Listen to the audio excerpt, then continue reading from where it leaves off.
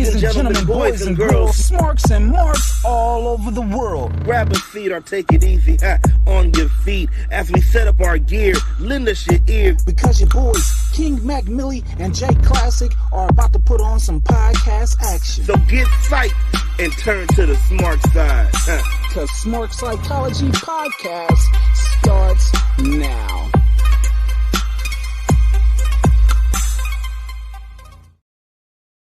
The following performance contains strong language such as bitch, shit and fuck. You will be called out on your mistakes, and if need be, you will be told you are useless. You have been warned.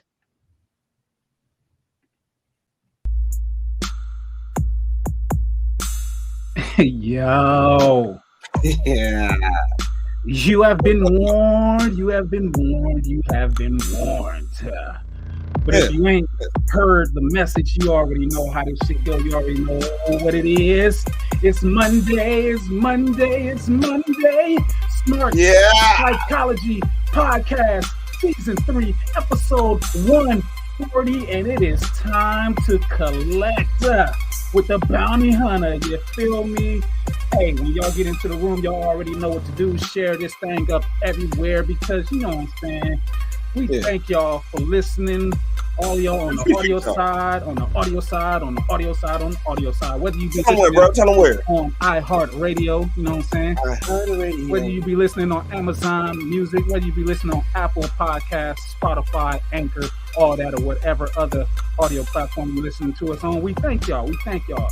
Because y'all listening and y'all viewing, you know what I'm saying? Y'all could be right here on the West Coast with your boys. You could be on the East Coast. You could be somewhere down south, you know what I'm saying? Represent. Could be somewhere up north or in between the scene in the Midwest or in a whole nother country. We appreciate y'all and thank y'all for watching as well because we are live on Facebook. Tell about live on Twitter, and everybody make sure you up in the place to be because we are live on YouTube. Make sure you like, subscribe, hit that notification bell, all that. It's a smart time. It's a smart time. It's a smart time. We're going to catch y'all dead or alive because the bounty is out and it's time to collect. Y'all motherfuckers need to pay up. But without further ado, y'all already know who it is. It is the value that allows you the opportunity to roll with me by way of Montez Porter, the Street Profits. It is the man right here, the founder, the CEO of this here show, All Gold CEO. You see the money, you see the crown. It's King Mac, MILLI, and it's going down because I'm not here by myself. I'm here with my guy on the other side of the Smark side who brings all the smoke. Make it cloudy in this bitch and tell him what you go by. It be your boy, man, the CSO of this here show, a.k.a. that damn Virgo. I know it may be Libra season, but it's still September. And it's our month. And that's why I say our month, because our guest is a dope Virgo, too. I'm just saying y'all right now. But yeah, man, it be your boy, man, the Jason, LASSIK, man, J Class over here, man. We got the red cups up. Smoke is up. We got a guest in here. So go ahead, let's pop for us real quick. We can get the major pop going on. Yeah. Pop. How's it going, brother? How you feeling? How you doing? Oh man, I'm doing good, bro. I'm feeling good. I have my red cup up. You feel me? I have my red cup ready for today. So I'm feeling good. I ain't got my red cup, but I got a lot of red cups on me. You know what I'm saying? Shout outs to that Smart Psychology merchandise. Go get it. Got like 6-7 cups on me. Got a cup around my chain. You know what I'm saying? Even though my cup is black, but you know it's black for a reason. You know. Take a sip of that. That's real strong. I'm just getting this gold situated. You feeling straight? You feeling good? I guess since I ain't as heavy as you, I guess I'm good. You good? You ready? We shining. I'm always ready. I'm always ready. Right. As a matter of fact, you know what I'm saying? Before we bring him up into the room, let me put this down. That's how much focus I need to have on this because I want to make sure I get it right, do it right. You know what I'm saying? Set the atmosphere up in here. You know how I get down. You know how I get down. But man, H-Town in the building. You know what I'm saying? It's about to go up, down, side to side, swing all the way around. You already know what it is. You know what I'm saying? But you know what time it is? Yeah. I think I do. Yeah. And just in case you don't know what time it is, and everybody out there that wants to know what time it is, it's time to pay up. You know what I'm saying? Because this man holds gold across multiple promotions. The man who's got the quickest kicks in the South, the Swisher House representative. You know what I'm saying? The man with the black halo, the cruiserweight cowboy, act like you know a geek clothes, the underground king, reigning supreme over all of Texas and beyond. Yeah, that's right, the Lone Ranger. Look up to the sky and say a prayer, because it's time to collect. Now that the atmosphere has been set, you better get psyched. And ladies and gentlemen, boys and girls, smarks and marks all over the world, joining the all over the world. Please welcome the bounty hunter, Bryan.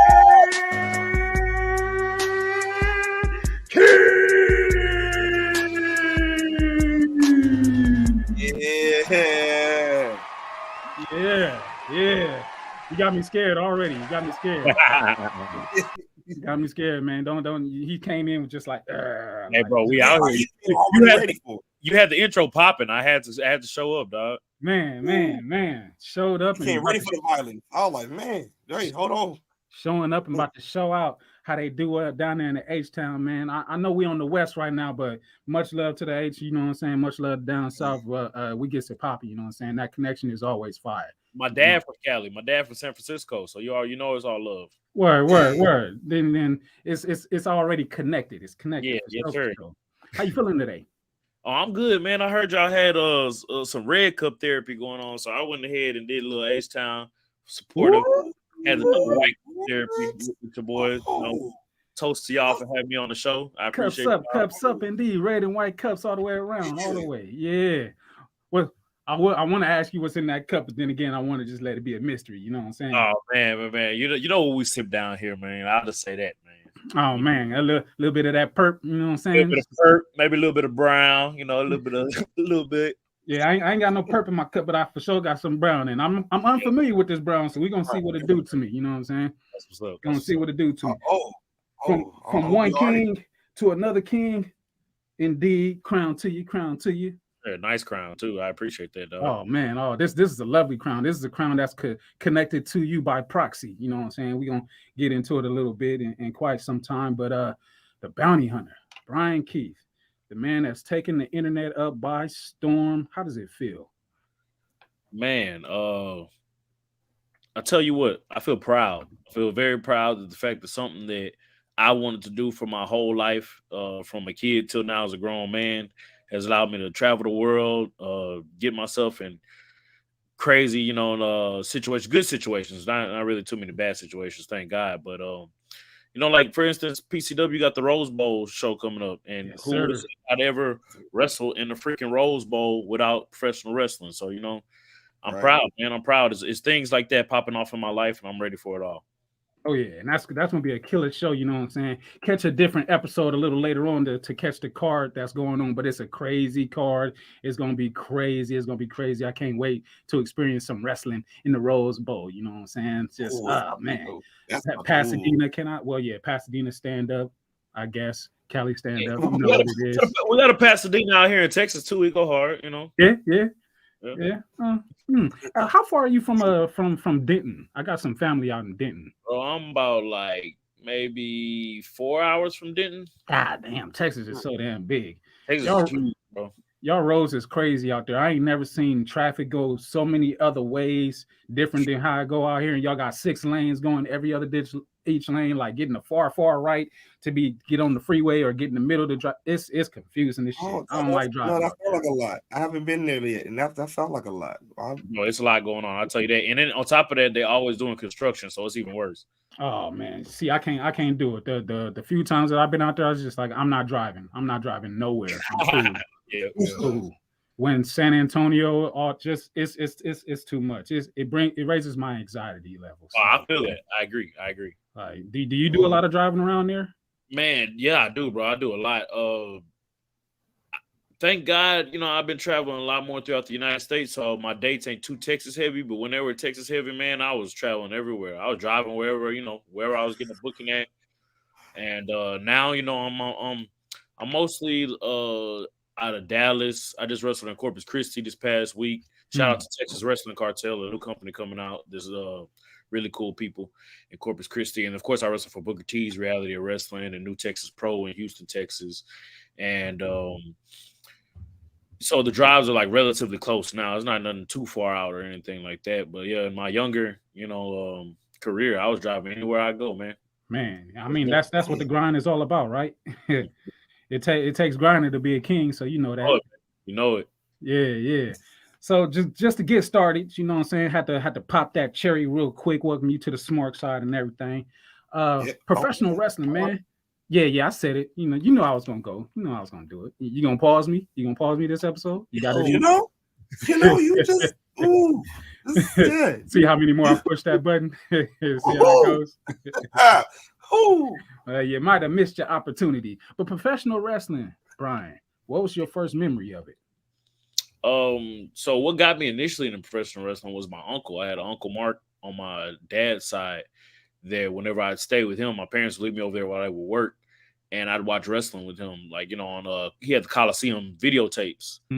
I'd watch those every time I was chilling at the house and everything like that. And then he passed away. And like as like a way to just like, keep that memory of him or, just keep that connection, I just kind of just stuck with wrestling. It was like 8, 9 being introduced to it. And then like, man, 10 years old, they had career day at school. And, they were like, when you grow up, what do you want to be? And I was like the only kid that said professional wrestler. So they got me like a tag team championship and a freaking backdrop with Macho Man from WCW.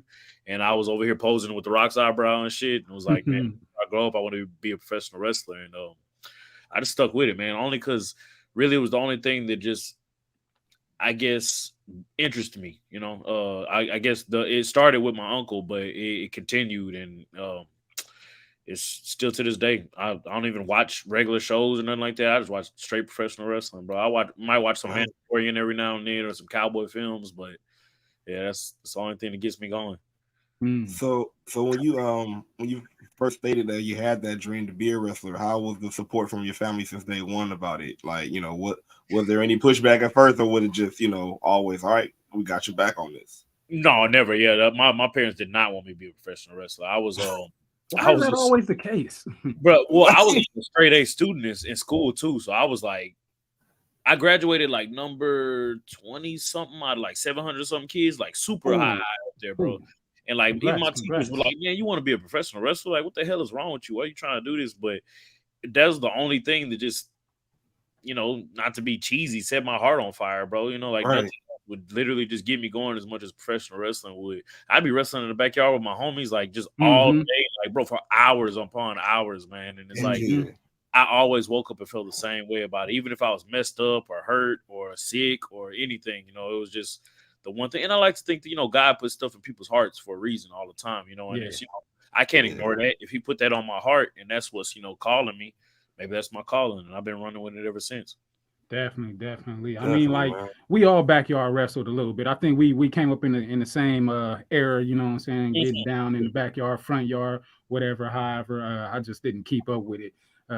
We was very hardcore, you know what I'm saying? Yeah. Let's not mention how hardcore. Yeah. Any fire tables ever? Y'all messing with the fire tables or what? Nah. Didn't go that far. He probably would have tried. I was a fire table kid, bro. I was a fire table. Really? Double decker fire tables. We used to stack them twice and put them both on fire and crash through them. So these are about how old? How old are we talking? Like we started this bro. I started this consistently, like from 12 all the way to honestly 17 years old, bro. We used to charge people $5 to come watch us in the little back lot over here in Greenspoint. And the money too. Yeah, we'll get money too, bro. And I know these ain't gimmick tables, so it's just like how you operating. They were picket fences. We used to go to the rando houses, bro. They were like like vacos is what they call them, vacant houses, bro. So bust the fences, bro, and just take all the pickets, bro, and then we would just stack them up on chairs and make tables like that. Yeah, that don't sound safe at all. Douse some alcohol and just set them on fire, bro, and crash.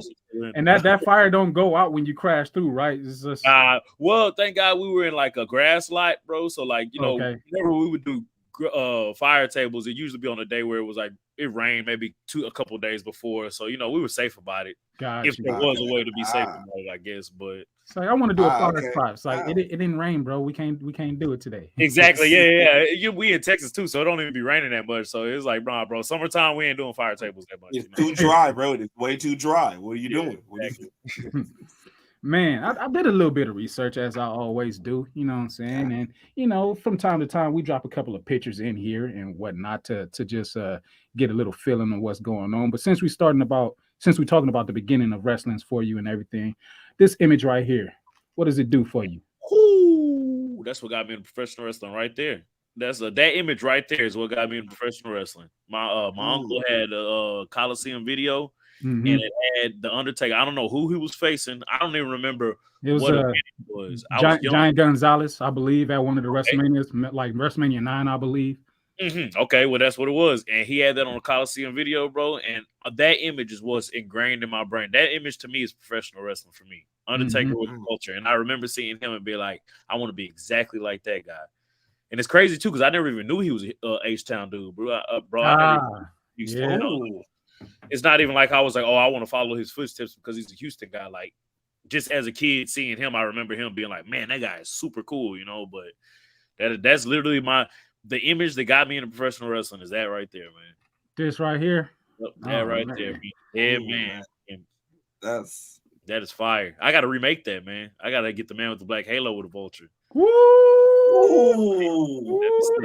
WrestleMania entrance. Ooh, come on, let's go. For real, what? I'm like, oh yeah, he winning. Fuck that. Yeah, he winning. He winning. I'm putting all my money on Bryan Key right now. The bounty is out. I pull up in the slab with a steel tipping plan. Come out with the vulture on my own. Stop playing. No, it's gonna kill the game too much. It's gonna be it. That should have go so damn hard. You're not gonna be ready for it, bro. Vulture be flapping the wings to the beat. Grill shining. Man, what? A vulture with a grill? Stop playing. Stop playing. Look here. Hey, I got Johnny Dang on speed dial. I'll do it right now. Let me find a bird with a little bit of diamond on the beak. I'm like, oh, that's it. I'm done. That's it. Man. So then that would be like 90s wrestling is what really caught your attention. Did you ever like dig in your bag and go back a little further? As I got older, so like whenever I was younger, 12 through like maybe 16, I really didn't know too much about anything other than like WWE, WCW, ECW. As I got older, like 17, 18, I started dabbling in Ring of Honor.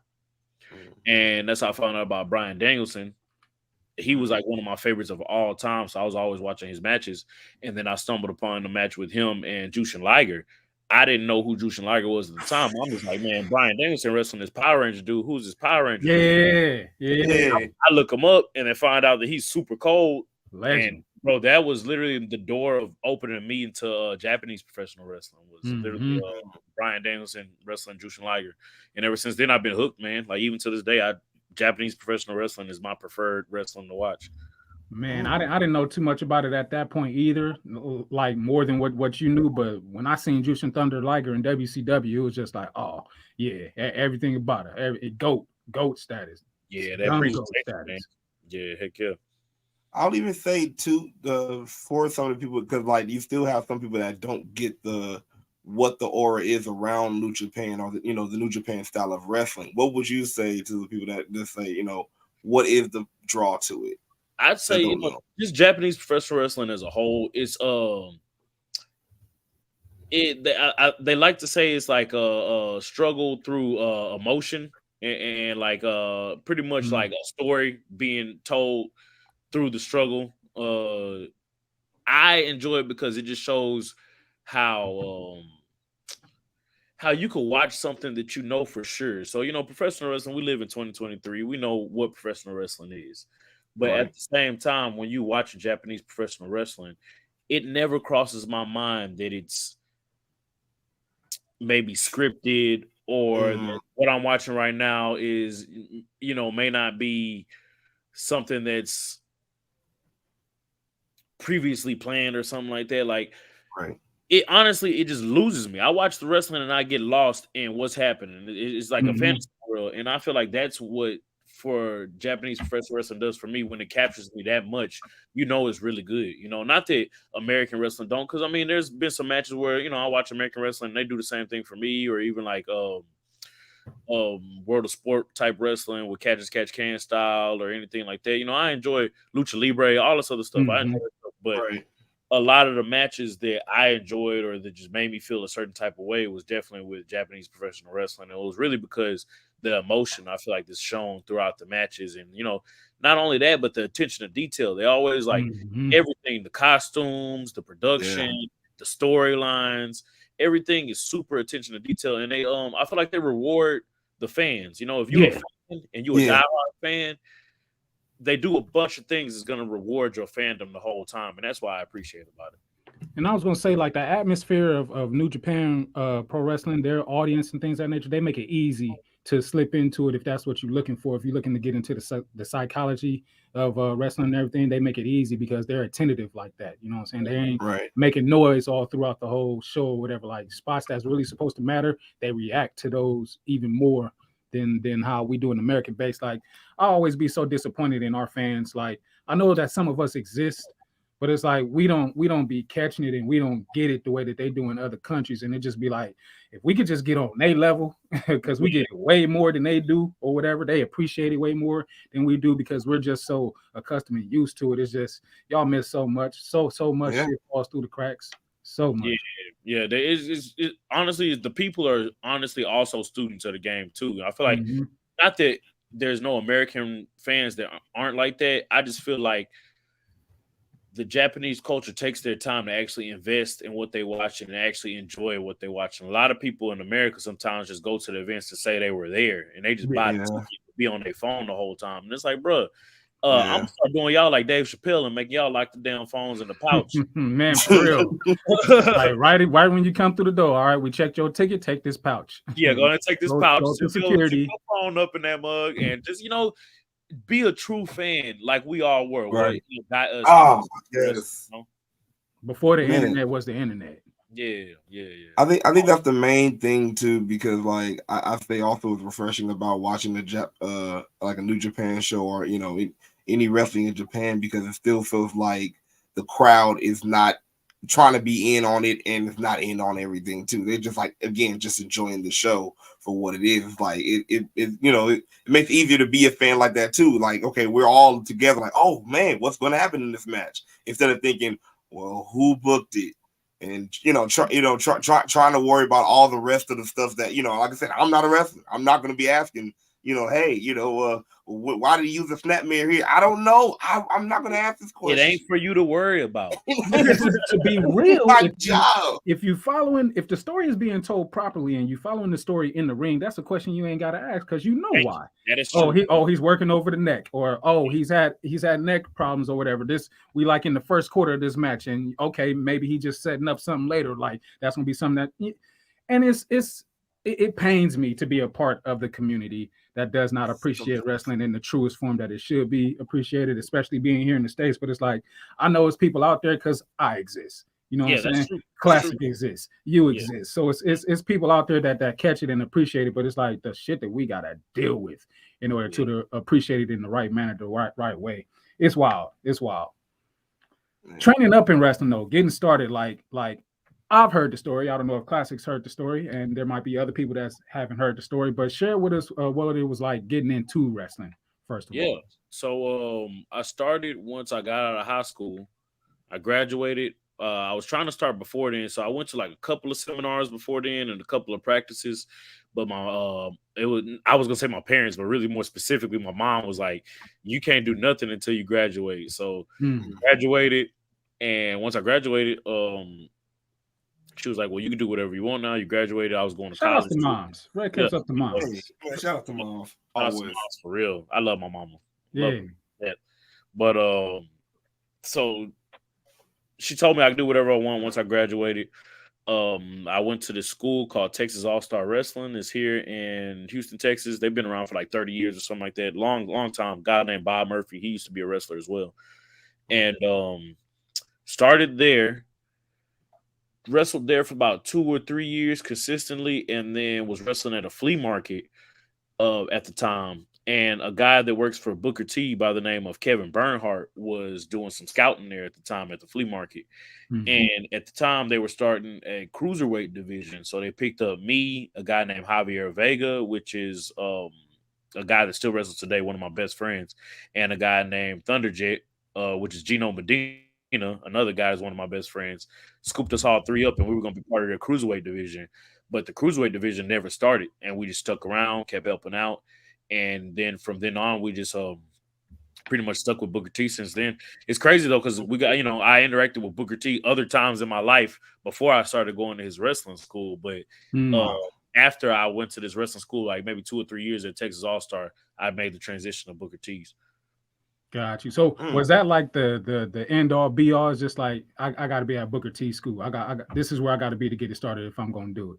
Definitely, for sure. Yeah, I knew I knew that's where I wanted to go at the time. I didn't know if I had enough money for it, or because they work with you anyways. But I was over here in my head like, well, it's Booker T school. I mean, I have enough money for it, whatever. Right. But so I went with the other school that was, not that it was way less known, but it was a lot easier for access for me because it was really like 20 minutes down the road or maybe 30 minutes from where I was living at. And Booker T's was like a whole hour and a half from where I was living at. So I was like, all right, I'll just start here, get, cut my teeth in, get the basics down. And then eventually, that was my goal, was to eventually go to Booker T's. And thank God it came to me. I didn't even have to. He was doing some scouting and was like, hey, man, you guys are pretty good. And then we, like I said, they were going to start the cruiserweight division, but then we just stuck around since then. Man, that divine intervention all the time.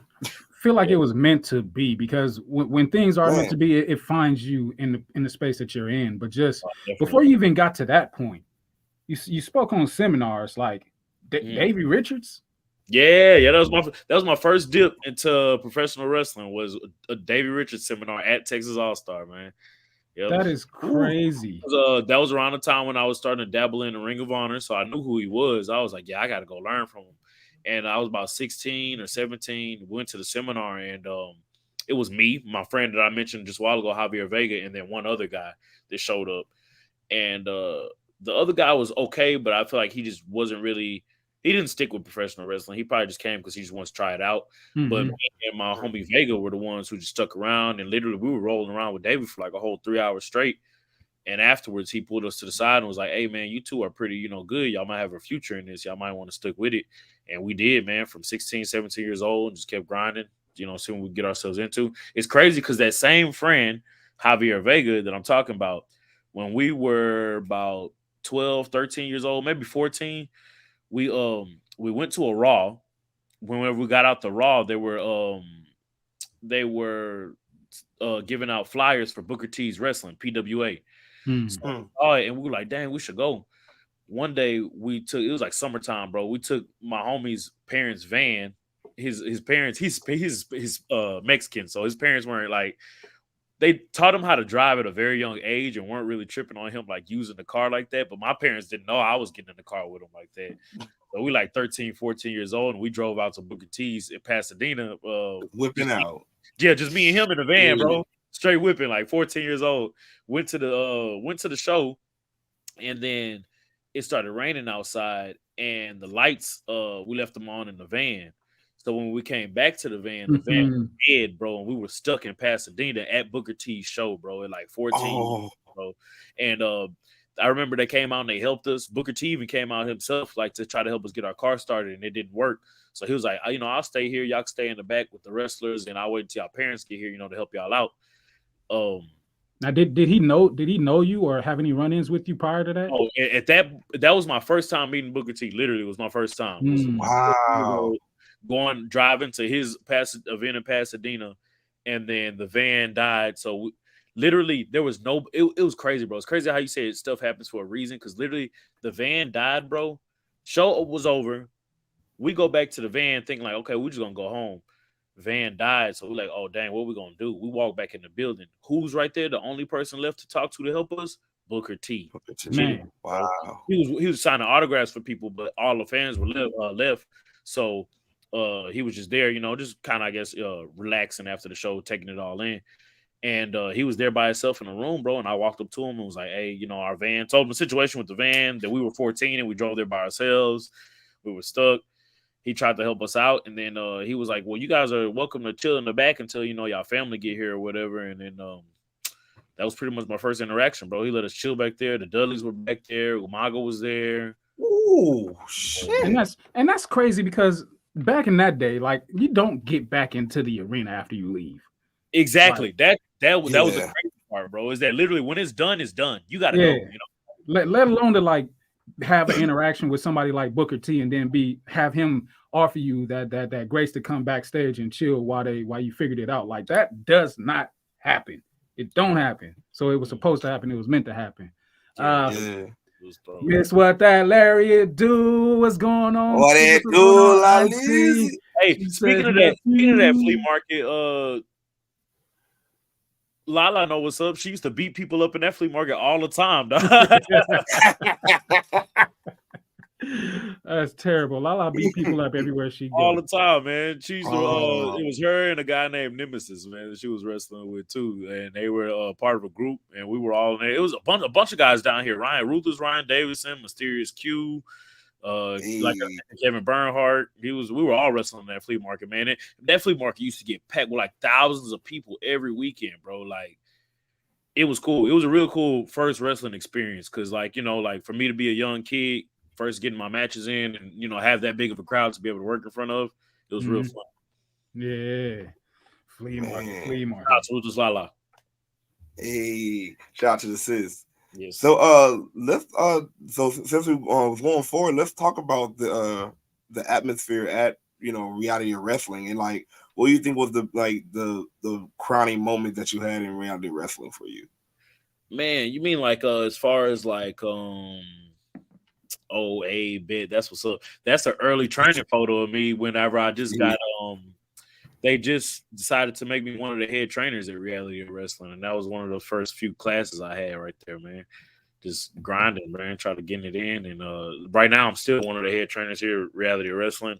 The group, man, it honestly changed my life because it's guys in Texas, we grinders already. There's so many guys from Texas that are professional wrestlers, that made it to the big time, and it's just in our brains, ingrained in us down here to just work hard when it comes to that. And that's what it is at reality wrestling. Just a group of guys, young guys, wanting to work with each other, wanting to learn, selfless, not trying to be selfish with each other or anything, and just grinding, man. Still to this day on Tuesdays and Thursdays is advanced practices. So if you're a young wrestler or even an old wrestler that wants to get it in at Tuesdays and Thursdays, reality wrestling in Texas City come through. We got advanced practice. There's also intermediate and beginner classes starting too on the other days, and they do promo classes with Miss Charmel and stuff too. So shout out to Charmel. She's shout such out to the queen. Fire. Such a sweetheart. Her too. Yeah, indeed. All the cups. Yeah. Getting the opportunity to converse with Booker T ourselves or whatever when he was at PCW Ultra, and I shared the story with him because it's like things resonate and they stick with you for a lifetime, depending on who the person is. But the person on the other end is just like they have so many of those moments that might not be as that sticks with them the most. So I'm like, Book, I know you probably don't remember, but I remember we actually like sat next to each other watching the Shane Mosley and Floyd Mayweather fight over in Century City. Because we watched it at the movie theater. I was like, man, it's enjoyable. He was like, oh, really? What? Yeah, And we was talking and everything. But thanks to my brother over here, you know what I'm saying, I had the opportunity to have this piece right here signed by the King. He signed it twice actually inside with the King Booker right there. Outside with the Booker T right there. So this crown that I hold it's so near and dear to me, and it was near and dear to me before that. And now it's just like, don't touch it.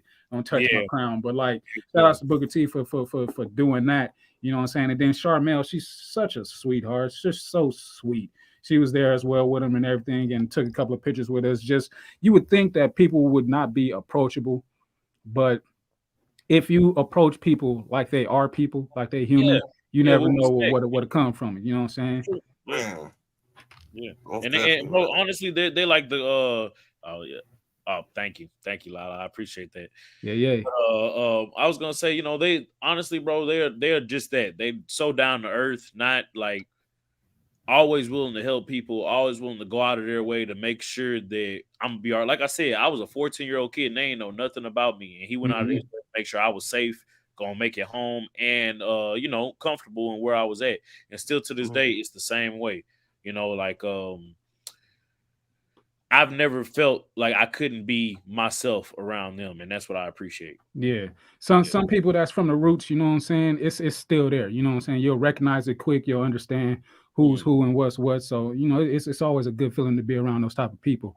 Red cups up to you, Antonio. Red cups up to you. Thanks. What's good, brother? Yeah. Red cups up to Smiley. What's going on? What up, Smiley? What up, though? Yeah. See, good people just coming around, showing love, giving love. That's what smart psychology is all about. But you touched on a little bit being inspired by the Undertaker. How much of his gimmick, or shall I say his look, did you start to pull and pour into your gimmick and your look? Because what it is right now, it wasn't what it always was. It wasn't what it always was. I want to say within the past like 3 years is like when I started kind of buckling down and just turning into something different. Because at first I was not the bounty hunter that I am today. I wore like a button down. I wrestled with too much clothes on, way too many clothes on, man. And Booker is who came up with the idea for the bounty hunter character. Because at first I was just a cowboy. I used to wear there you go. There you go, that man. It's coming. It's about to go down. Right. When I first started, I was just like wore lumberjack shirt, cut off, cowboy hat. You know, I was a wrestler, but I just had cowboy clothes on. And Booker was like, okay, well, I see you look like more like a bounty hunter character. So, you know, he was like, I want you to watch The Rifleman, which was an old school show back in the day, and Sammy Davis Jr. played a bounty hunter on it. So he was like, I want you to watch that show. Tell me what you think. Maybe you can start going with a bounty hunter character. And I was like, all right. So I took it at the time, I took it too literally, and I was doing exactly what Sammy Davis Jr. was doing. But after a while, I kind of just was like, you know, I'm not gonna lie, wrestling was just not really working the way I wanted it to for myself. And I was like, man, I feel like it's just time to try something different, change it up a bit, be more me. I'm also big on like hardcore and metal music and stuff like that, like rock music and stuff, hardcore and metal music. So like to mix that like dark undertone with like the whole grittiness of like H-Town, and then like the whole darkness of, like the Undertaker swag, like it almost just kind of molded itself into something that I knew was like, okay, well, in wrestling, I've never seen something like this before, let alone even a black guy doing something like this. So I was like, yeah, let me just try to draw from these different inspirations. Also, to have the heavy Japanese professional wrestling influence was also something I was taking influence from. So it's really just a mold and a mix of a bunch of things that I'm really into. And it's crazy because really when you think about like Houston, like that's Houston in a nutshell. We like a melting pot of just, you know, there's no real one person around here. You know, there's, you know, white people, a bunch of black people, a bunch of Hispanic people, Asian people, Indian culture, you know, like we're just a big melting pot. And I like to think that the character Bounty Hunter Bryan Keith is just a representation of that, you know, a big melting pot of a bunch of things that I enjoy in my life. Man, and you know, I ain't even gonna front. When we met at PCW Ultra, I'm like, all right, cool. Seeing he a cool dude or whatever, you know what I'm saying? Conversational and everything. I didn't see the look coming because I had never seen you before. And I wasn't dressed like that. I think I had the street clothes on too. Yeah. You had the shirt on. That was it. It was like I was like, okay. So when you came out and your pants was touching your titties down there, I'm like, what's good? All right, he's got my attention. I was about to say that shout out to my that influence came from Shinya Hashimoto. He's a professional wrestler in New Japan. Okay. And he wore the long pants, and his pants, him and Abdullah the Butcher, because Abdullah the Butcher. And those are two guys that I draw a heavy influence from, is Shinya Hashimoto and Abdullah the Butcher. So it's you know, that's the reason. Used to scare the shit out of me as a kid, man. Bro, same for me. But that's the impression I want on kids. I want like for them to be like, dang, that bounty hunter dude scared the crap out of me. But I feel like the influence. You ever seen the movie Tales from the Hood? Yeah, definitely. We got kinfolk that's in that movie. Exactly. That's fire as hell. Yeah, you know the one with the monster as a dad.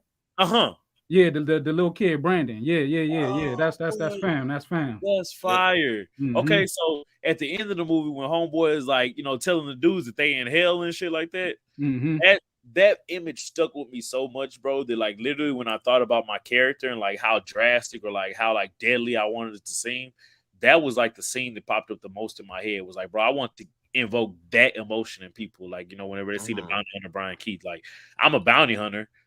But at the same time, I took the supernatural influence from Undertaker, but went a whole different supernatural. Yeah, there you go, right there. Yeah. I took a whole nother direction with the supernaturalness. More of Tales from the Hood supernaturalness, because those stories were creepy, bro. They were super creepy. Dog. CGI was terrible. It was so believable. Yeah. So believable that you didn't even look at any of that or see it in that light. But you look at it now, you just be like, these graphics is fucking terrible. Yeah, I think also just the stories too. Like it was like so down home. Like, man, I could see myself in this situation. Oh shit, it'd be like a regular street. Like, damn, fuck, I can walk down the street. The one that got me was the figurines one, because my mom used to have a bunch of figurines and I was like, bro, let one of these motherfuckers come to life one day and try jump off the shelf and come run after me. This big, but it's just like I ain't fucking with it. Nah. Man, this is wild. But yeah, there's just those things, man. Me growing up, and I just took those influences, and also with the pants being hiked, bro, it reminded me of my pops back in the day whenever he was about to whoop my ass. And I just when he took off the belt and he pulled them hoes up. He was about to go in, bro. So like, that's why I tell people now, and they be like, why your pants so high? I'm like, the more ass I whoop, the higher these motherfuckers going right now. You're gonna be wrestling in the trash bag in a minute. In a minute, bro. I'm max level whooping ass if I'm in the trash bag. They're gonna have to pick me up.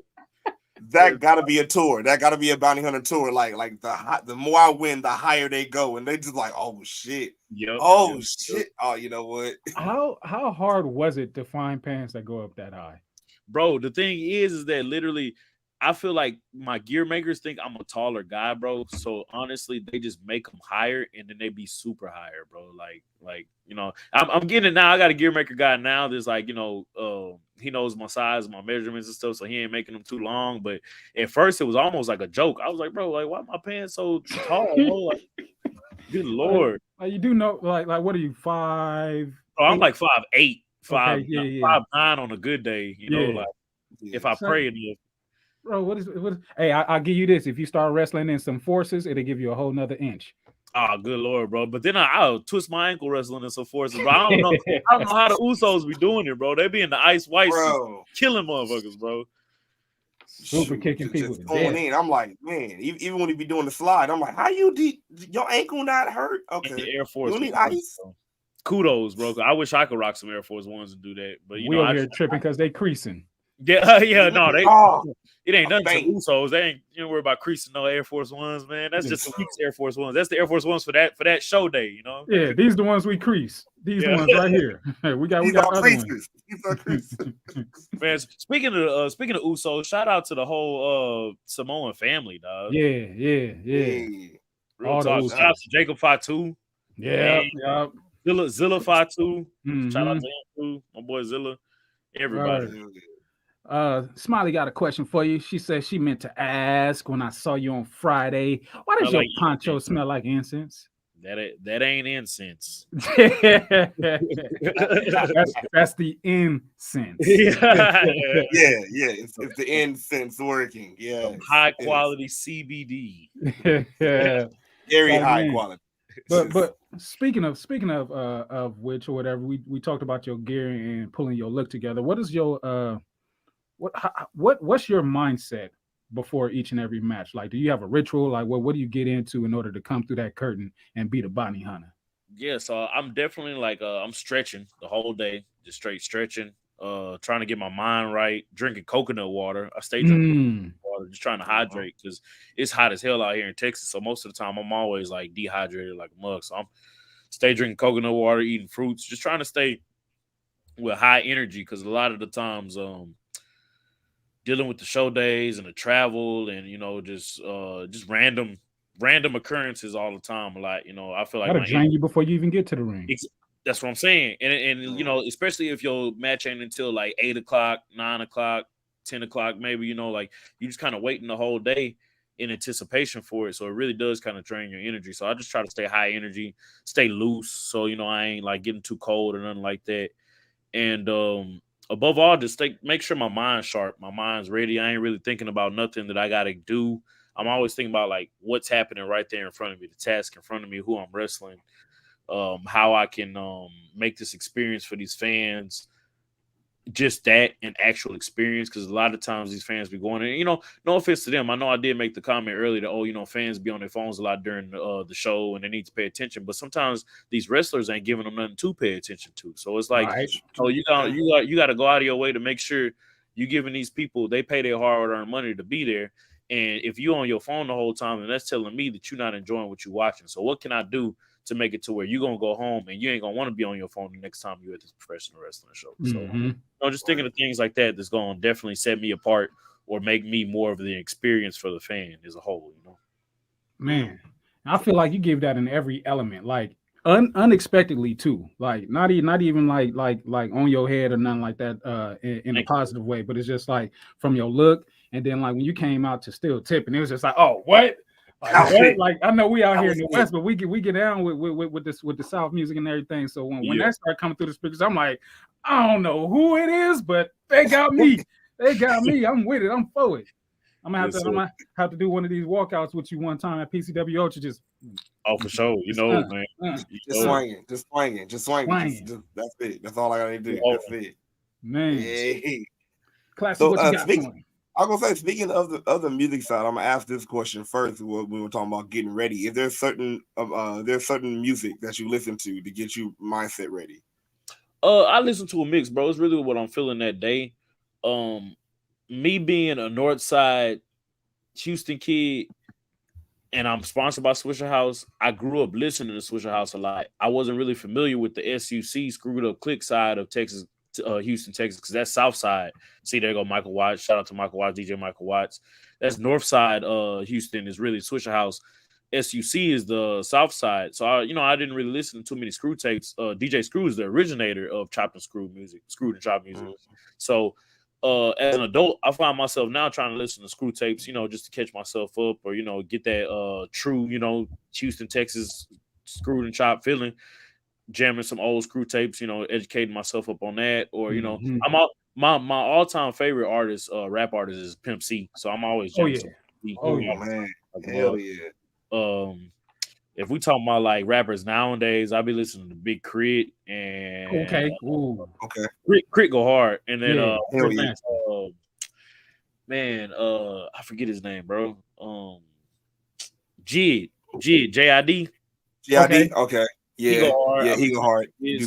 Too. And then a couple other people. My little brother put me on 21 Savage, and at first I wasn't really feeling them, but now I'm like stuck on them. So 21 be wrecking for me, bro. Lil Baby be wrecking for me too. Same way I wasn't really feeling Lil Baby, but now he be wrecking too. Man, so glad I grew my hair out. Yeah, my folks used to call me 21 all the time. I just be like, really? Like I got a knife on my head. You put some on your forehead right there. Like, man, it's a knife on my forehead. I don't think so. Speaking of Kings, before I pass it back to Classic, shout out to the King of the South. Happy birthday, T.I. You know what I'm saying? Happy birthday. Yeah, you know what I'm saying? When you mentioned Crit, T.I. popped into my head because that's a whole little circle right there. You know what I'm saying? Another fellow September baby. Look, it's everybody we all just doing our thing out here, ain't we? It's wonderful. And you were talking about artists. What about Tobe Nikwe? I love me some Tobe, man. Tobe the Gwigwy. I love me some Tobe, and he's from Texas too, so I'm gonna hold down for my brother Tobe, bro. But I used to work at Hot Topic, bro. I was a manager at Hot Topic. What? All the wrestling shirts for the low? Yeah, so really, that's what got me into hardcore music. Like I used to work at Great American Cookies whenever I was young. I was like, 15 working there, 16 or something like that. And I used to go on Hot Topic every time on my break. And after a while, just going there all the time, I got cool with one of the managers, and he was like, "Hey, man, you ever thought about having a job here?" I got hooked up with him, and then I pretty much worked there for, I don't even know, like 6 years or something like that, bro. I ended up being a manager, but I couldn't stay because they wanted me to be there on the weekends, and I got to wrestle, so they just didn't work. But that's really what opened up my love for like hardcore music or metal music and stuff like that. Because they'd have a player inside the store, and whatever CD was dropping that week, you would have to play it so that they could get the plays and that you could advertise whatever was dropping. So because like they send it to the store for free.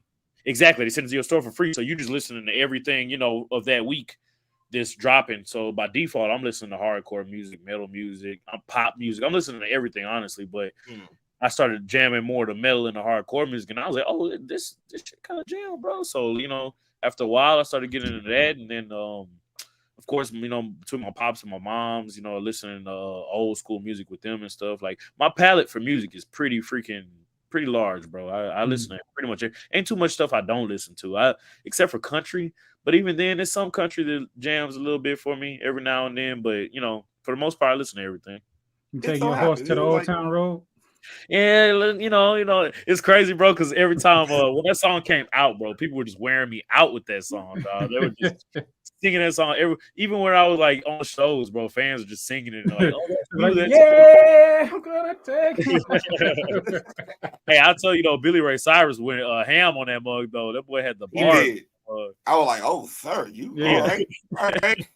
He was like, "Now, MILLI, I need to get these bars. What I need to do. You just need to rap, daddy." You had to show what's up. You had to show boys what's up.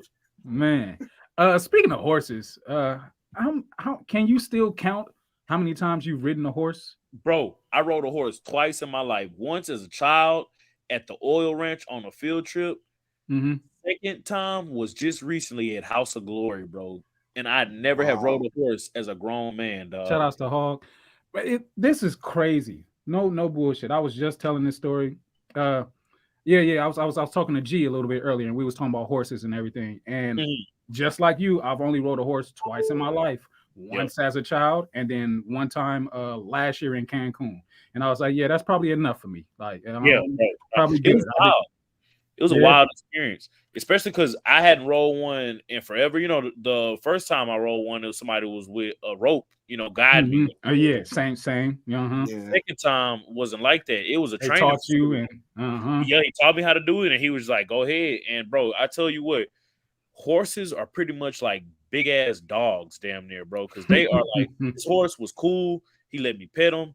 He was like rubbing against me back and just showing affection and like allowing me to just get on him. And bro, like I rode this horse like I rode horses my whole life, bro. And I ain't never rode a horse. I told you just once before that, dog. And like, I ain't gonna lie, I was a little scared, but that promo had to get shot, so I had no choice but to get on that horse.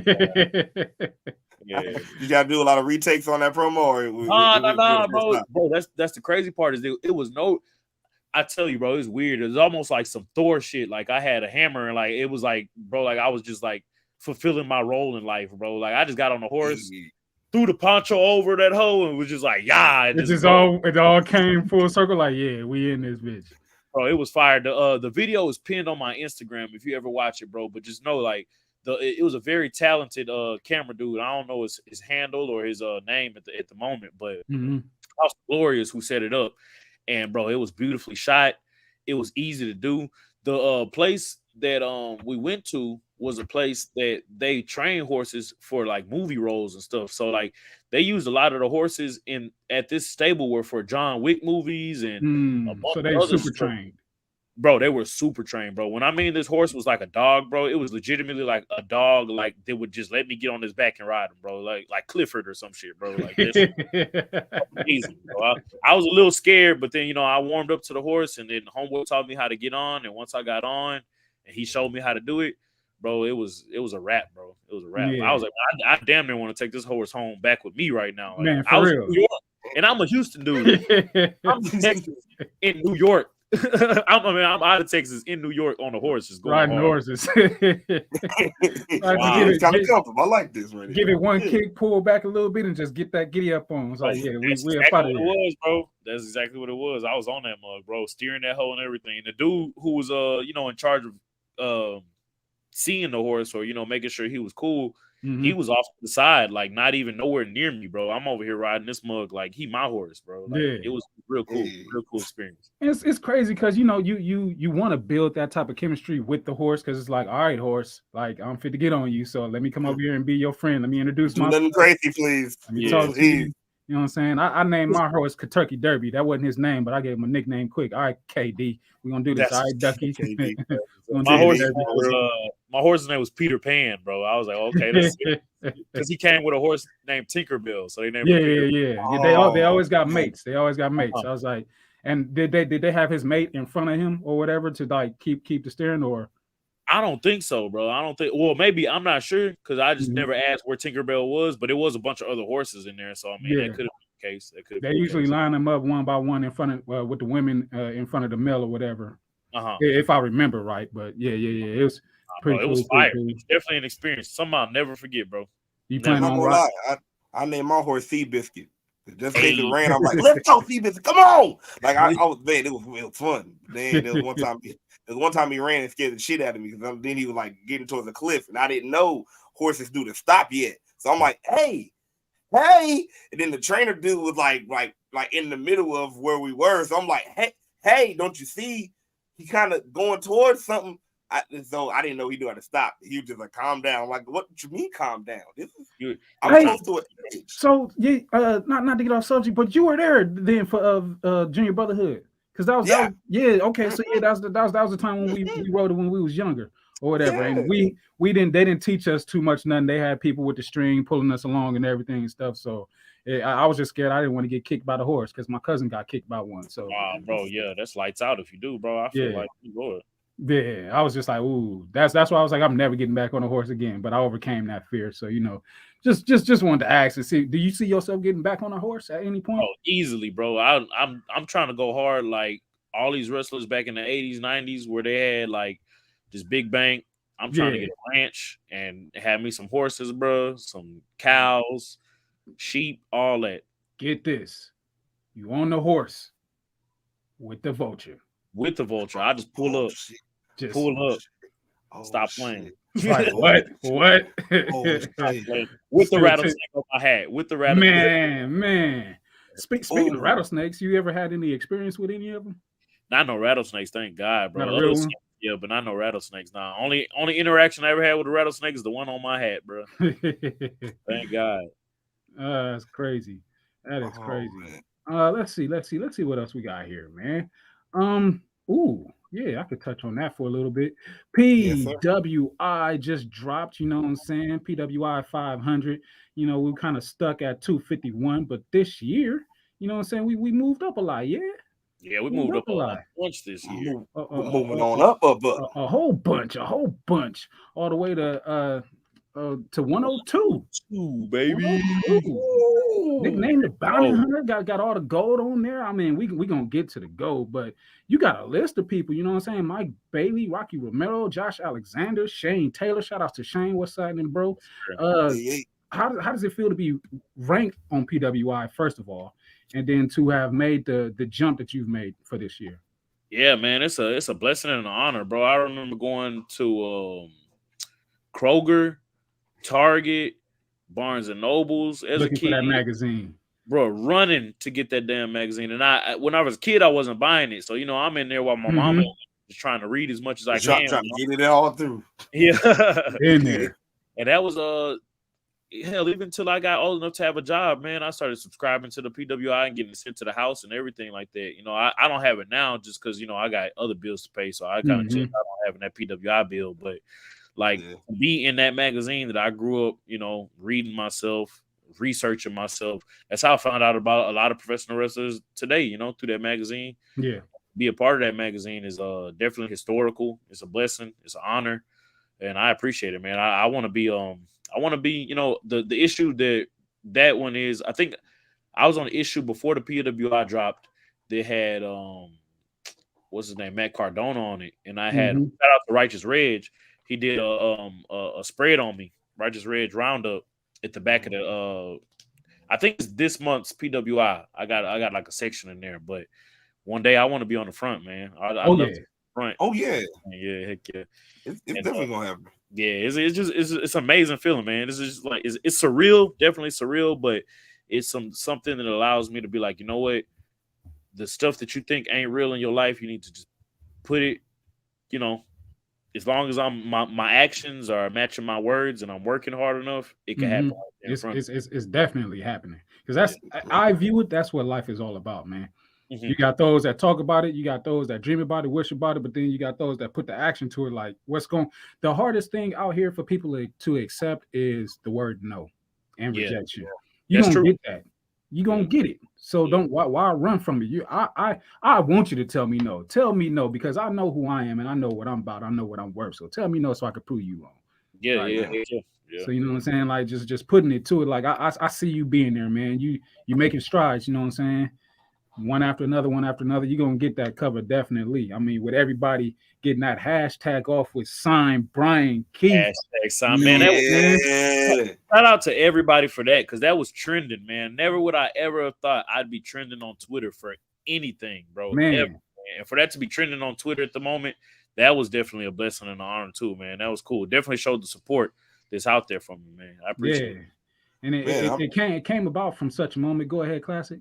I'm gonna say I'm not gonna lie because I popped big as hell seeing you on there, man. I was like, yo, seeing the bounty hunter against cowboy shit. I said, this is wonderful. This is some great cowboy shit. Tell him what you called him.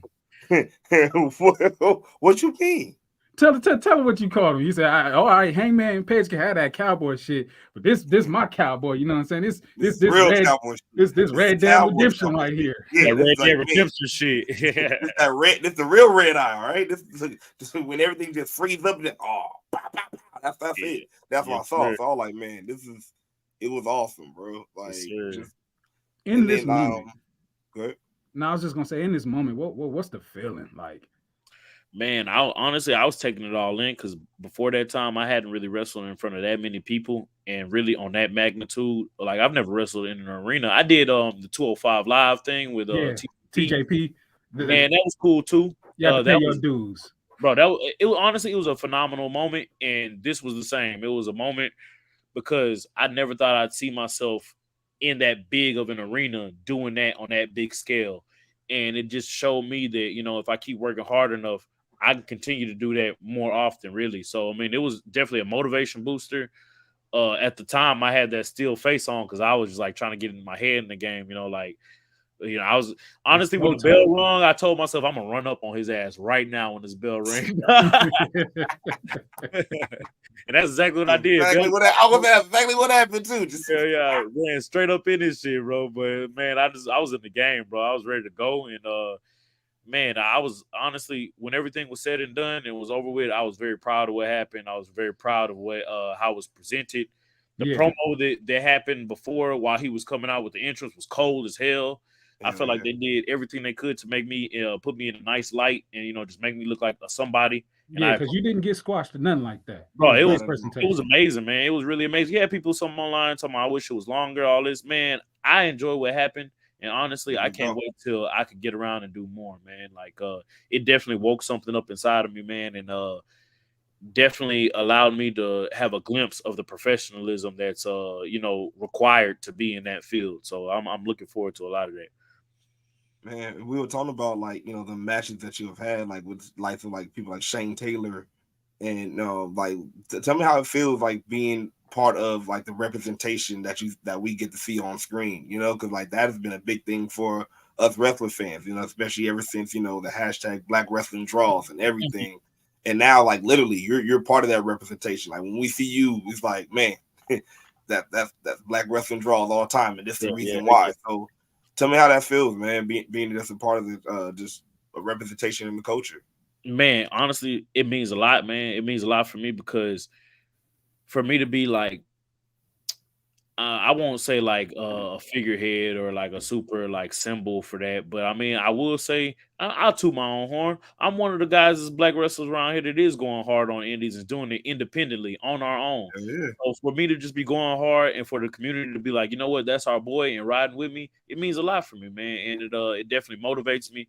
Like I was saying, to be in that PWI magazine. I was in that PWI magazine as a kid, looking in that magazine and being like, oh man, this guy, I want to be like this guy. But there's gonna be some kid in that PWI magazine looking at me, being like, I want to be like this guy, and that means a lot to me, man. If some kid could see me and him, and definitely want to follow his dream through some stuff that he's seeing me doing, that means a lot to me. And it definitely, I appreciate the weight that it carries with me, and I hope I can just do everybody proud and just keep going hard, man. Dopeness. And I noticed like, I know most of your matches, like you're saying, you know, like in the light heavyweight or the cruiserweight division, but you've been having some big boy fights, man.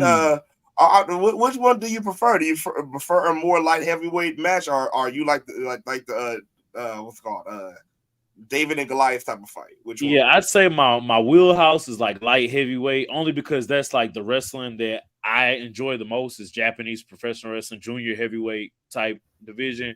But at the same time, you know, it's something I think it's cool for me as a character to go against somebody who's definitely physically bigger, visually, and for the crowd to be like, we don't give a damn. We know he still got the dog in him. He gonna give him that fight, you know, like I appreciate everybody being like, yeah, he's smaller, but it don't matter. Bryan, keep about to whoop your ass right now. So like, it just shows like, yeah, I may be a smaller dude, but the fight is going to be bigger than any dude that's going to get in there, you know? And at the end of the day, somebody got to win.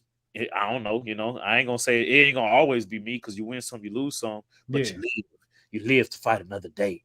He's right here. He's right here. Put up to everybody today. Shout out to Pops, man. Bang bang. Shout out to real. Shout out to Pops. Logo, bang bang bang. Put him up, Craig. Put him up. You Put him up. Run. That's my shit. Speaking about winning some, losing some, as we move to his. As we move to some belt talk, you know what I'm saying, some gold talk, you know what I'm saying.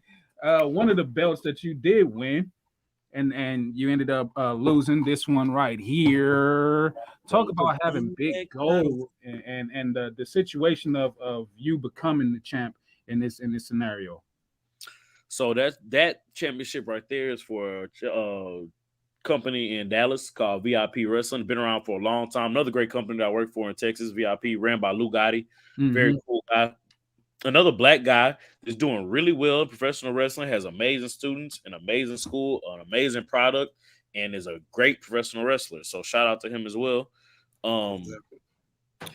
That was for his company, world heavyweight champion for his company. And when you talk about the who's who of guys who have held that professional wrestling championship at that company, it's been a lot of guys that are definitely at the top of the game here in professional wrestling, and it was an honor for me to win it and be added to that list.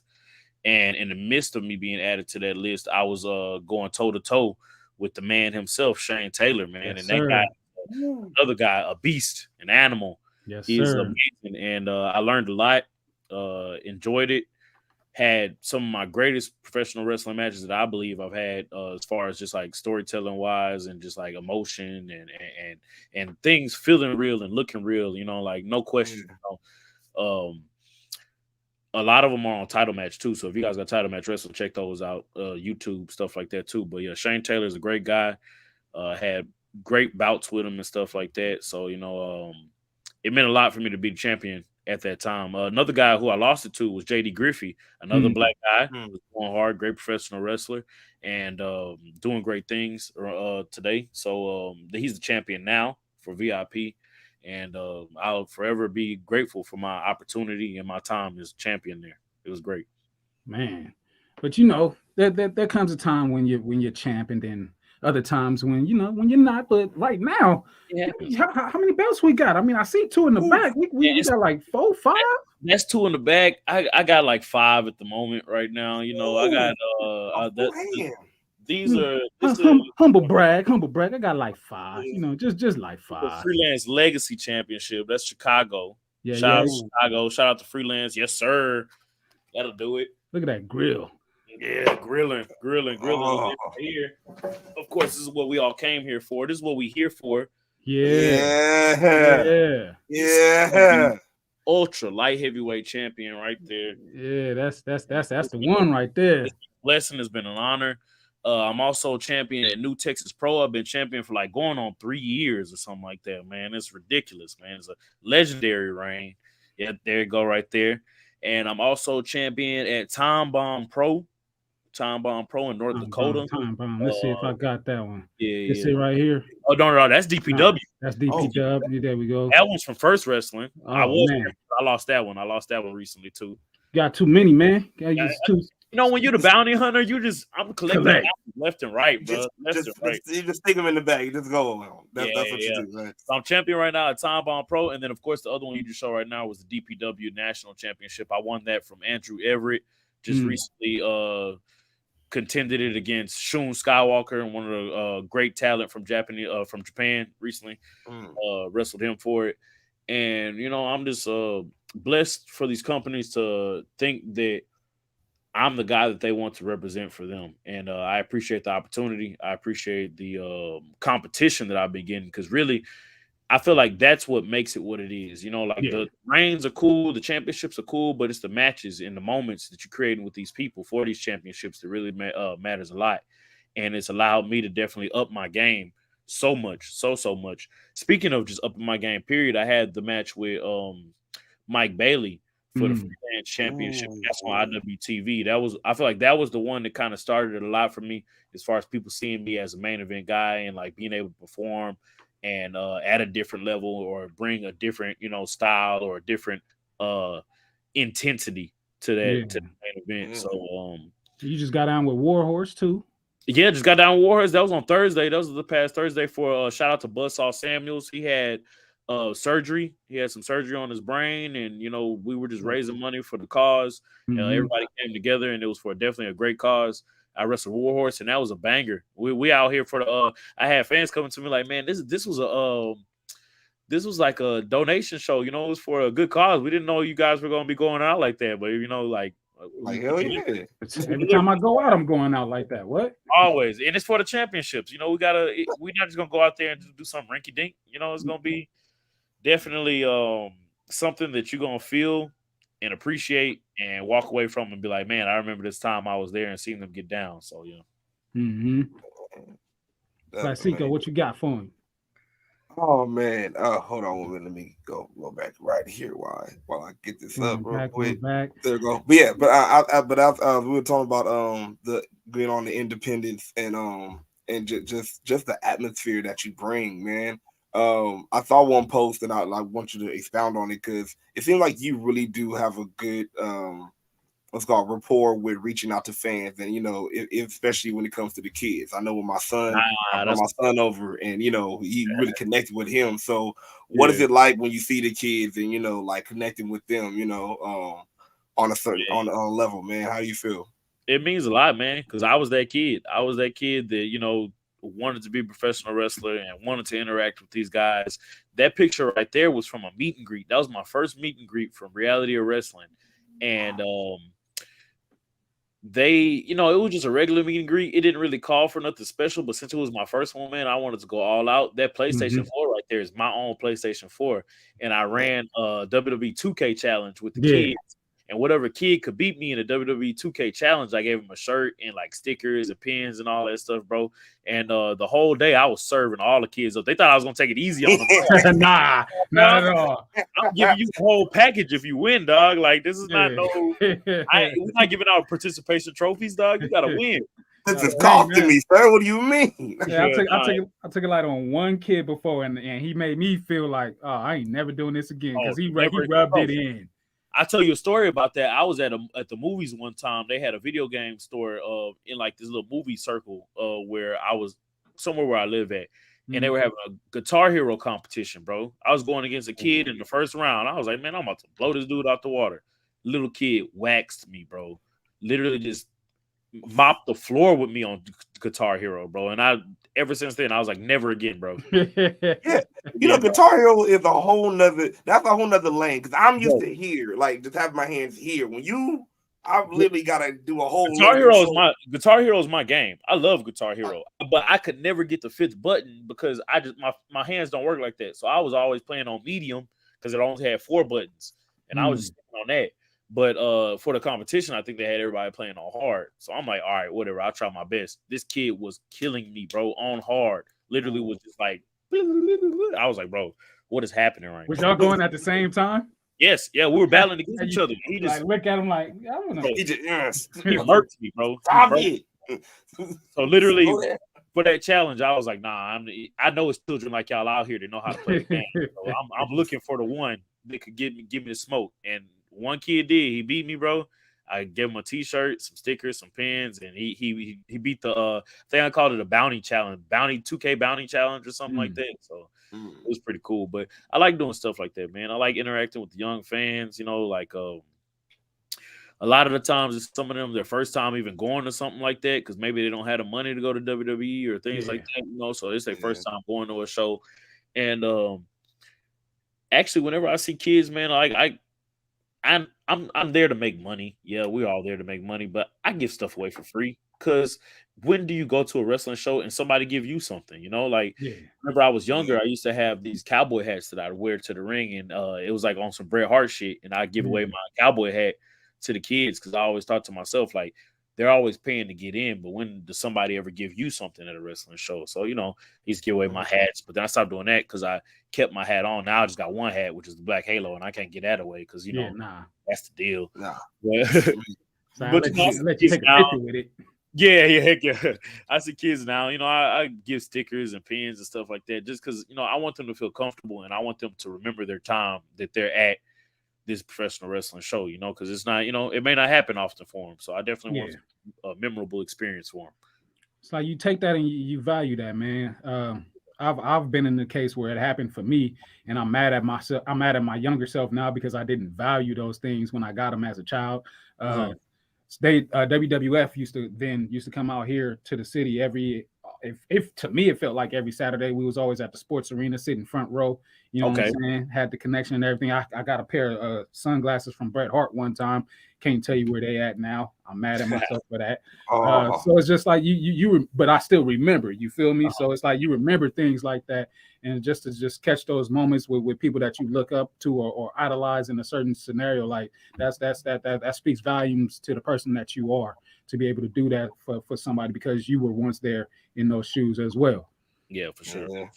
Not gonna lie, man. You like I said, man, you definitely had a lasting impression on my son when he came to PCW because he remembered you when I was watching AEW. He was like as soon as you came on, he was like he don't like right now he don't talk too much, but he gives a response when he sees something he knows and likes. You're like, oh, I was like, yeah, I know that's he, that's him. You're like, that's our boy, that's our boy. Yeah, that's him right there. All of a sudden, he was just in it the whole time. So I'm like, so what I can say from personal experience, you definitely do, you know, like give that inspiration to the kids, man, and like, you know, just to everybody, you know, like everybody feel that vibe. And I don't know, like is it just that Houston love, or is it just, you know, just Bryan? Honestly, I say probably it's a little bit of both, because really, whenever I was young, I was a little bit of an asshole, and my dad had to get me right. I was just mean, like a mean kid, hiking up the pants. Exactly. I was just mean, but you know, you growing up down here, you got to be mean because you a city kid. You know, other city kids be mean too, so you got to be as mean as possible just to make sure you ain't getting ran over. But you know, a lot of the times my dad just humbled me and be like, man, you can't be like that. You got to be a gentleman at all times. You got to make sure people walk away and definitely never have nothing bad to say about you. So I just always remembered him telling me that, and just always remembering that, trying to exercise that in my life. And just, you know, and it's, you know, Southern hospitality too, part of the, you know, the shit from Houston, Texas. So, you know, we always showing love all the time. So it's a little bit of mix of both. Yeah. Speaking about showing love to Dolores. She says, what's up, everyone? Out of surgery, but couldn't miss this.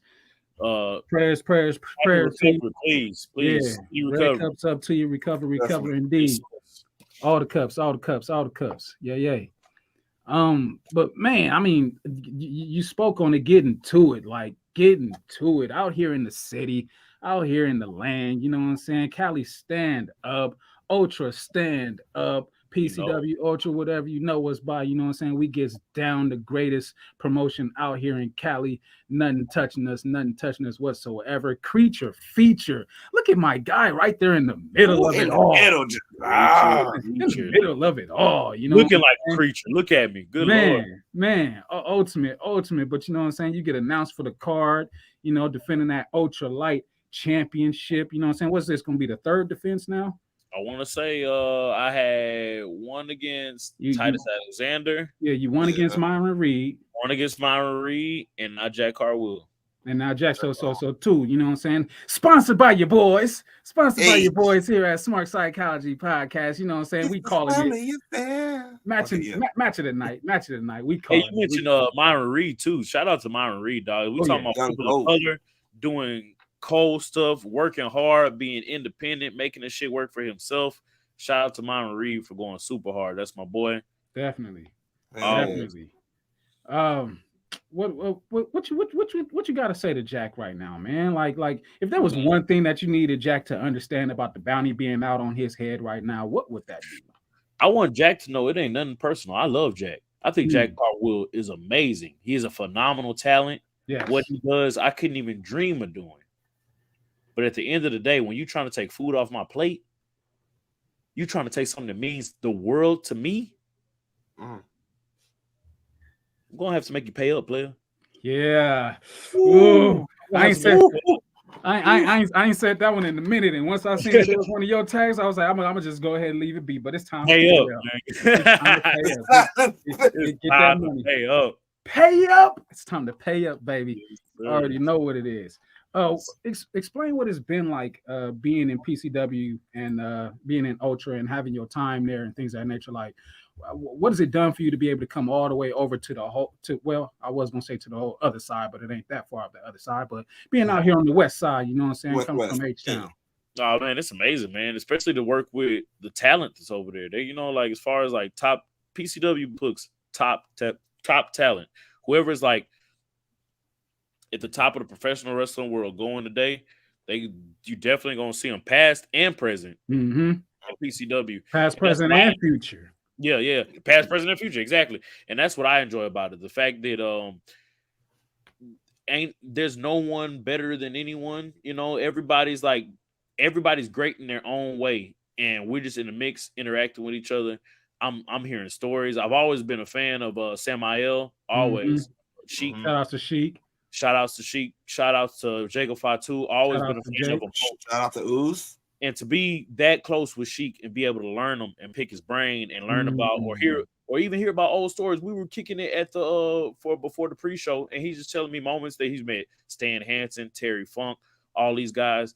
And I'm a huge fan of All Japan Professional Wrestling. So for him to be telling me these stories of these guys that I idolize or that I see as guys that I want to be, it's like a direct lineage, and I'm able to learn from things that he's learned from them. So it's like, man, by being with him, I'm just a part of that whole family tree. And it's been amazing to be a part of it all, man. Like, we were making history, wrestling in the Rose Bowl, shit like that, man. So it's like, it's just showing you what's happening around me. You know, it's definitely, if I'm involved with PCW, then I must be a big deal, baby. That's what I'm going to say. Yeah. That's what it's about. I'm a big deal, baby. Big deal, baby. A big deal. Yeah. Hey, like I said, we've been killing it out here in Cali. I had to tell them myself, like, I never used to go to indie shows or watch indie shows and nothing like that. But when I got introduced to PCW, that's all it's ever been. I ain't been nowhere else. I ain't seen nothing else. It don't matter what they provide and the relationship that we have, and it just keeps getting better. It's just, hey, this where we supposed to be. This where it's at right here at Ultra. So, man, got some history coming, like you said, with the Rose Bowl show. Wrestling ain't never ran inside the Rose Bowl ever. And we doing it. Ever. This shit. Right there. Yeah.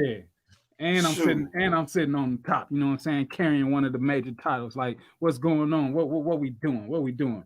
Ain't gonna get into who you facing just yet, you know what I'm saying? We're gonna say that for it to be dropped where it need to be dropped. You guys gotta tune in for that. They gotta tune in for that one. Yeah, tune in for that. Y'all know how to tune in. Sign up for Remix TV. The link is in the description. Go ahead and do that. Create your account for the free 99 and view this man right here, Bryan Keith, and everything that he's doing right now with PCW Ultra and across the land. Classic, you got anything else for the man? Man, I'll just give the floor to the man, the bounty hunter himself. If you have any last message to the fans or to your opponent, the floor is yours, sir. I know you wanted to touch on the Swisher House stuff a little bit. Oh yeah. Oh, you know what? Okay. Hey, I was looking at time, but if we can go, we can go. Hey, so it's all about Swisher House. Ooh, yes. So I know we talked about a little bit about it ahead of time, but let's go from the beginning. How did we crazy? How did we get to be sponsored with Swisher House?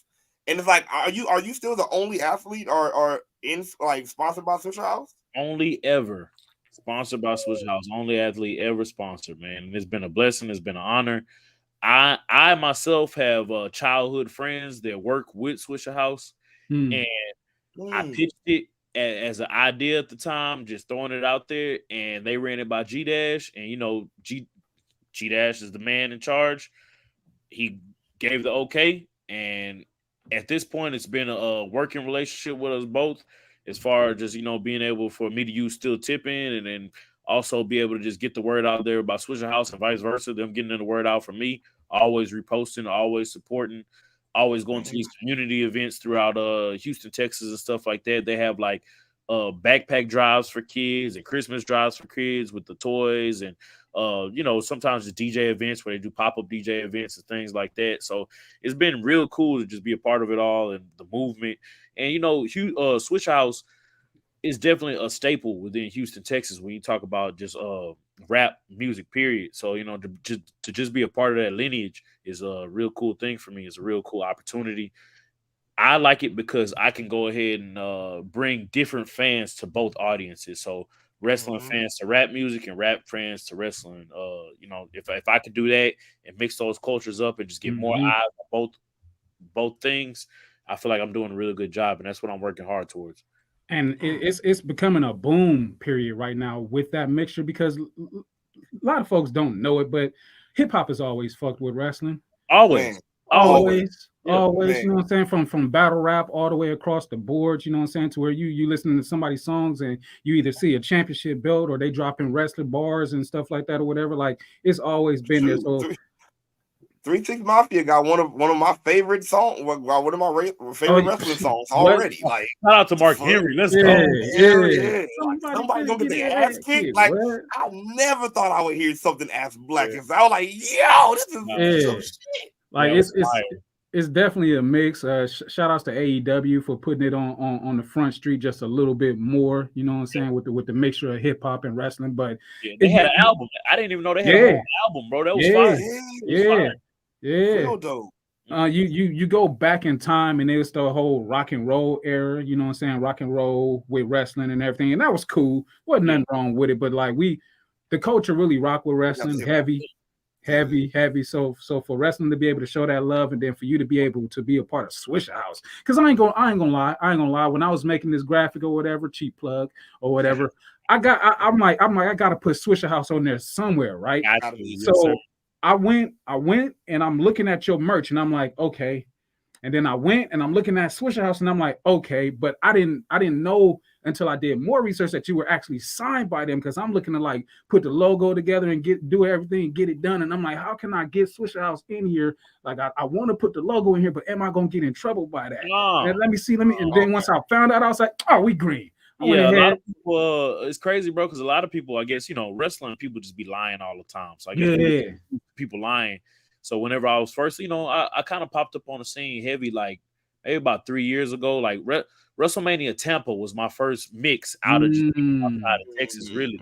So once people started seeing me, who I was, and seeing me performing, they kind of heard it and was kind of like, people just shrugged it off, like, yeah, whatever. He probably just do, saying that. In wrestling, you can say whatever and kind of get away with it until somebody call you on your bullshit. You can't be getting away talking about you represent the Swisher House and not really be with the Swisher House. So, it's a blessing. It's been an honor, bro, and I appreciate it all, man. It's real cool. Man, now could we be seeing Bounty Hunter in the studio anytime soon? Oh, bro, if you're from Houston, you dropping freestyles at some point, bro. So, I mean, my boy Myron be in the studio. Who knows? You might get a little feature, little bounty hunter feature. I mean, hey man, you know what I'm saying? I do a little R&B myself, man. I'm right now. I might send you a track and just be like, let's see if we get a little bounty hunter on here or whatever. Peep this out, you know what I'm saying?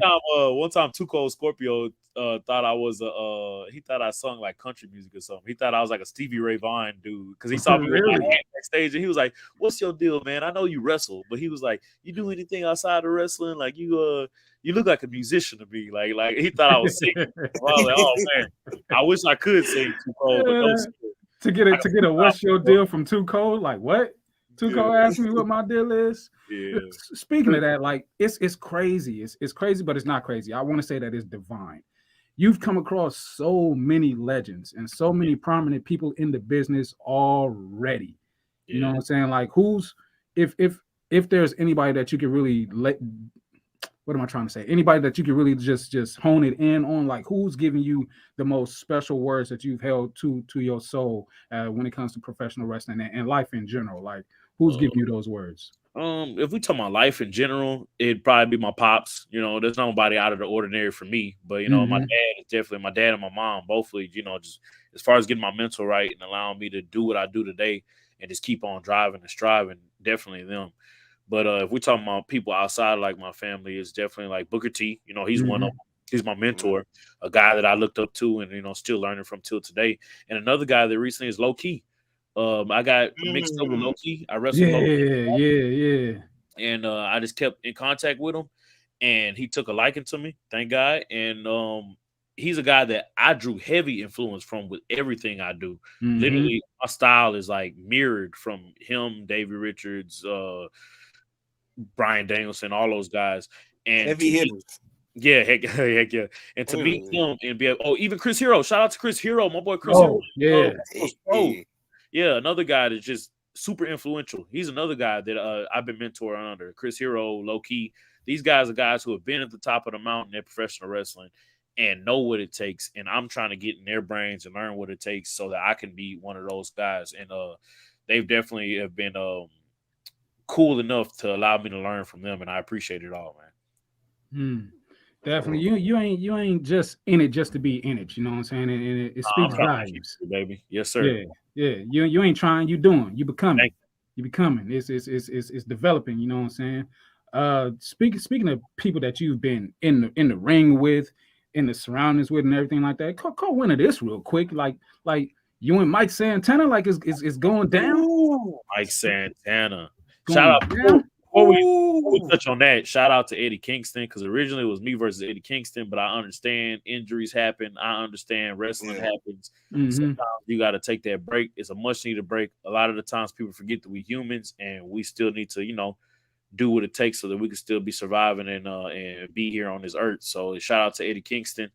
I pray one day I could get that match, but the matter at hand, we got Santana on the board, and I feel the same way about him as I do about Eddie Kingston. It's going to be an honor. It's going to be a blessing to face him. At the end of the day, when that bell rings, the man with the black halo going to have to come out on top. But I'm definitely looking forward to it, man. Now, you had people already in the comments like, oh, this is going to be a hard hitter. Oh, this is going to be a banger. So, I mean, apparently we're going to be out there fighting. But but I'm ready for it, man. I'm psyched.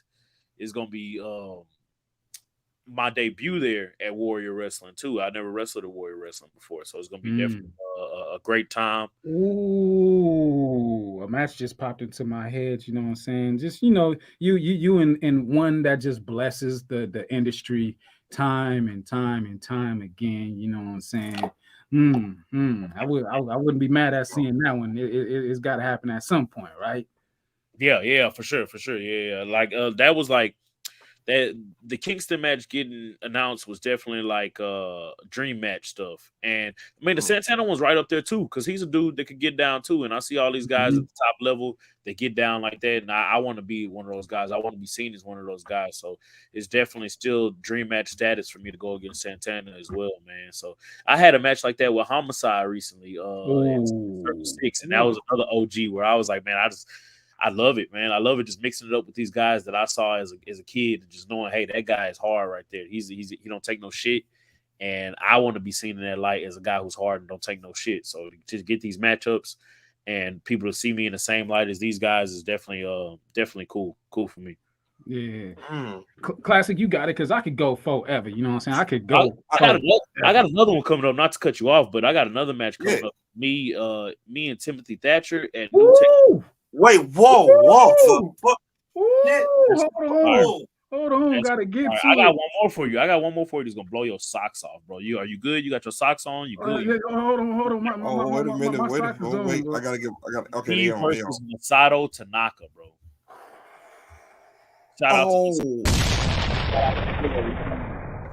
Shout out to FMW. Shout out to it all, bro. Don Gan, let's go. Masato Tanaka. What? Oh my God. Oh. Crazy, man. It's God's plan, man. Because literally these guys are guys that I look up to and that influence my style. Masato Tanaka is definitely a guy that is like, I saw Masaki Mochizuki is coming to the US too, and that's another guy that is definitely heavily influenced my style. Guys I'd love to pair it up with. But man, it's been amazing. It's been a blessing. I can't wait for that match with Masato Tanaka. Speaking of just meeting people that influenced me, I got to meet Toshiaki Kawada from All Japan. I don't know if you guys are familiar with him, but he was at AEW backstage whenever I was at AEW, and I got to meet him too. And that was like, bro, that was like legendary status, bro. Legendary. Did you mark out or did you hold it in? And just I held it in, man, because I didn't want to come off wild to him, and he don't really know I don't know how much English he knows, so it's like I don't really know. I don't want to just tell him everything that I really want. Talking fast and everything. Like, he would just look at me like, "What the hell are you saying?" But nah, I wanted to pour out my heart, bro. Same for I met Bryan Danielson recently and poured out to him how special he meant to me, bro. Like Bryan Danielson is definitely one of my biggest influence in wrestling, and one of the reasons I got into wrestling, bro. One of the first times I cried in professional wrestling, bro, was Bryan Danielson retired, man. Yeah, it meant a lot. It was like, bro, to see him, a dude at the top of his game, and have to withdraw out just because of injury, it was pretty heartfelt for me, dog. But I got to meet him recently too, and a bunch of guys, man. Met Sanjay Dutt. How cool of a guy he is, and how much I've watched his stuff for so long, man. It's been met Dean Malenko, bro. Dean Malenko. Oh, stop playing, dog. Stop playing. When we talking about like top 5 dudes that not top 5, top 10, because it's a bunch of dudes that I enjoy, like as far as like influencing my style and stuff. But Dean Malenko is up there, Masato Tanaka is up there, Booker T is up there, Bryan Danielson's up there, and just being able to meet these guys and like Low Key is up there, Chris Hero's up there. So to be able to associate myself with these guys and meet these guys and work with these guys, man, it's been a blessing and an honor, man. It's real cool, man. Oh, jeez. Man. I could just cap it just this way, man. So to all and any of the younger generation era that's coming up, loving wrestling, just what advice can you give them, man, coming up? Oh man, I'll tell you, work as hard as you can. Don't bullshit yourself. Look yourself in the mirror and realize that there's things that you could work on and you could be better at. And once you realize those things, work in them every single day. Do your research. Tape study, because a lot of people don't be watching no wrestling. How you gonna want to be a professional wrestler? You ain't watching no wrestling. Say that. They be coming to seminars and stuff, or they'll be coming to practice and be like, "Oh, well, can you send me some matches, or do you know somebody can watch?" I ain't gonna give you no matches. You need to do the research. Go look. Back in the day, the internet didn't even exist. Everybody was tape trading and had to, come up VHSs, Betamax. So, ain't had YouTube or Google, man. You better do the research and get to it. Start watching these. If it ain't in black and white, you ain't going back far enough. You better be watching black and white. Man, we had pay-per-views and just three on a tape. 3 on a tape. Sometimes you get lucky, get 4 on a tape. Betamax, VHS, all that. VHS and everything. Like, so just get to it, man. And I'll say ultimately, just don't bullshit yourself, man. Wrestling is a very hard industry to get into. It's a very hard industry to make money in. It's a very hard industry to be successful in. And the quicker you can figure any of those things out and get to it and not bullshit yourself, the quicker you'll be at being successful, man. You just got to get to it, and you can't be playing, because like Booker says, Booker's a big proponent on being like, hey, bro, like this shit is real. It's a job. It's not it ain't no fugazi. This ain't no play. This ain't nothing. If you're gonna be a professional wrestler, you're gonna be a professional wrestler. You're gonna hold yourself like that. You're gonna be dignified as that, and you're gonna represent that. And that's what I'm on. That's the same shit I'm on. Man. That sounds good. It sounds good, man. Yes, Because we got the bounty hunter, Bryan Keith, right here on Smark Psychology Podcast. You already know what it is. We still tipping on fofos, and everything is all quacky, shucky, ducky. You already know what it is. We like to get impersonations in sometimes, you know what I'm saying? But yeah, man, getting up out of here, you know what I'm saying? Let me get up over here, tell the people where they can reach you at, where they can find you at on social media. Facebook, Bryan Keith with a Y. Twitter, Bounty Keith. Instagram, Bounty Keith. TikTok, Bounty Keith. Bounty like the toilet paper. Let's run it. Let's get a bounty hunter commercial. Bounty, shout out. Hit me up. Yeah. Quick and pick her up for Bryan Keith. Let's go. Pick up that bounty on that ass. You're gonna have to teach me how to do that, man. I got the eye roll just. There you go. You got it. I ain't got a little bit. Yeah, nah. All right, Yeah. word. But we thank you. We appreciate you. You know what I'm saying, for blessing us. Already, you know what it is. You done joined the Smark side. So whatever you need your bros for, promoting anything, whenever you down in Cali, hit us up. You know what I'm saying. We definitely gonna see you at the next PCW Ultra show, the next few shows, because we got 3 coming up next month. Got 3 coming up next month, doing big things. All right, I gotta ask you, because I asked everybody, man. How was your time here on Smark Psychology Podcast? Phenomenal. AJ Styles. The Smart Club is the only club that matters. That's what I'm talking about. Yeah. But y'all already know what it is. It's time for y'all to get up out of my ride, because I got a band of Kona. You know what I'm saying? It's been the value that allows you the opportunity to roll with me. All that King Mac MILLI. My guy to the immediate, what is that? The left of my right? The left of my right. There we go. The left of your right. Yeah, man. It be your boy, man. The CSO of this here show, a.k.a. that damn Virgo. That's right, man. It be the J to the K to the LASSICK. Red cups up. Smoke is always up, man. But y'all gonna have to get out the office, man. We got some good talk to go in with this man right here, our guest of honor. And he goes by... It's the bounty hunter. The man with the black halo. The underground king. Motherfucking Bryan Keith. Pay up, motherfuckers. Pay up. Smart Psychology Podcast. We're going to see y'all on Wednesday. You know what it is. H-Town. Ooh. Yeah.